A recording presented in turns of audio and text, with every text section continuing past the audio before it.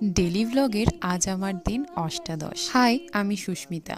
প্রতিদিনের এই ছোট ছোট যে ভিডিও ক্লিপগুলো আমি তোমাদের সাথে শেয়ার করছি, এটা শুধুমাত্র তোমাদের সঙ্গে শেয়ার করা সেটাই নয়, আমাদের জীবনে কখন কোন মুহূর্তে কি থেকে কি হয়ে যেতে পারে সেটা আমরা কেউ জানি না, কিন্তু এই ছোট ছোট মুহূর্তগুলোকে কিন্তু ক্যামেরা বন্দি করে রাখা যায়। প্রতিদিনের মতো আজও আমার ডেলি স্কিন কেয়ার রুটিন তো ডান।